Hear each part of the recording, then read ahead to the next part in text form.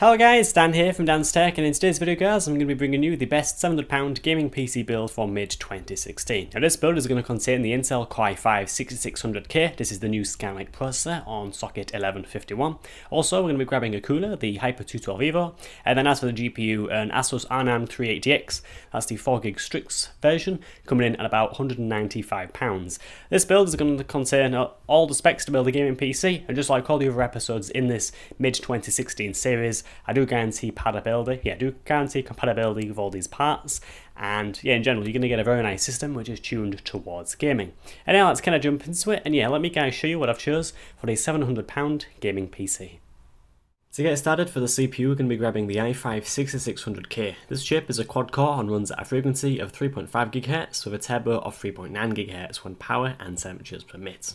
This CPU runs on LG1151, and with it being one of the new Skylake chips, it's rated at a mere 91 watts. This will be plenty fast for the build and should even allow some flexibility for upgrading the GPU to say GTX 980 or say the ROM 290X if wanted in the future. As mentioned in the intro, at this price point it makes quite a bit of sense to use a decent cooler to cool the system, so we're going to be grabbing the Cooler Master Hyper 212 Evo. This cooler really doesn't need an introduction as it's so popular, however, few people that have never heard of it are going to give you a rundown. Basically it's a single tower cooler that sports a single 120mm fan, features many aluminium fins and 4 direct touch copper heat pipes. The best part about this cooler is that it's usually around £28 and performs very well for the price. Moving on to the motherboard, we're going to be grabbing the Asus Z170-P D380X board. This full-sized ATX board comes in at a price of £86. This board packs support for the Skylake i5-6600K CPU mentioned, and has support for the higher-end i7-6700K for future upgradability. This board supports up to 64GB of DDR3 RAM via 4 DIMM sockets, has support for many expansion options thanks to the 2 PCI Express x16 slots, 2 x1 slots and 2 PCI slots. This board does also support Crossfire.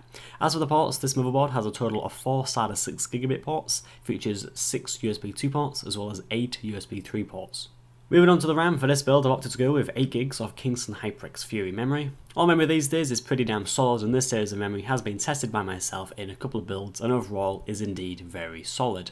The speed of this RAM is 1600 MHz with a CAS latency of CL10. Overall a good choice and solid for £24. Many other colour options are available for £1 or £2 more if preferred.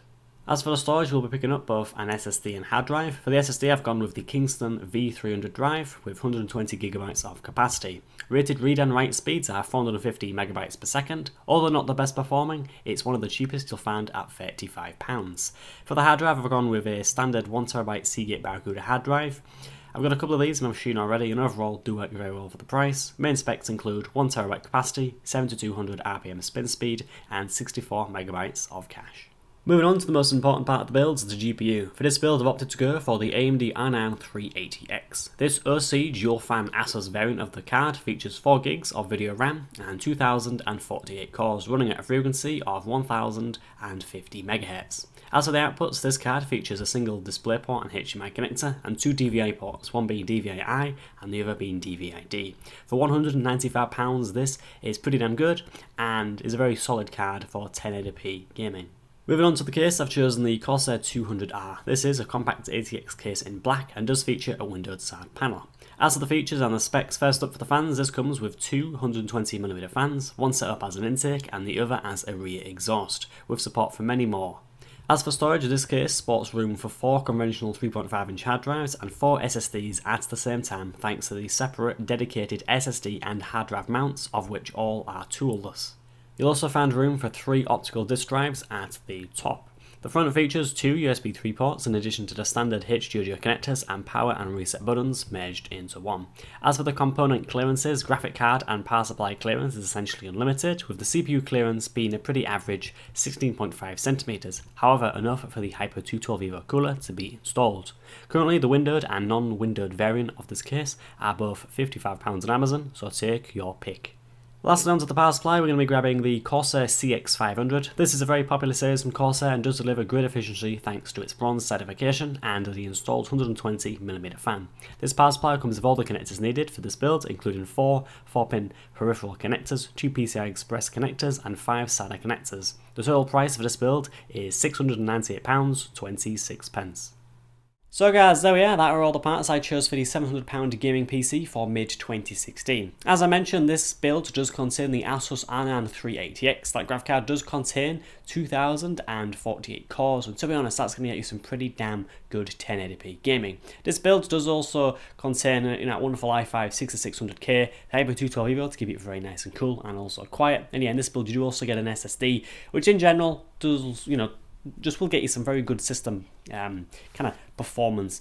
And if you guys aren't wanting to choose an SSD, that's cool, and want to grab an hard drive instead, that's fine. But to me, an SSD, it just makes your system incredibly responsive. That's the word I was kind of looking for. It makes your system very, very responsive, and if anything, at this price point of £700, it does make a lot of sense to choose it. Same as kind of like the Hyper 212 EVO. If you want to go to stock color, that's fine, but the 212 EVO will allow you to do some overclocking, since that chip is overclocked, the 6600K, or you can just leave it at stock and have a very, very quiet gaming PC. Anyway guys, that's the end of the video. You'll find all links, all links for these parts in the description. I will put Amazon US and UK links there. And yeah, without further ado guys, thank you very much for watching, and yeah, I'll see you guys in the next video. Goodbye.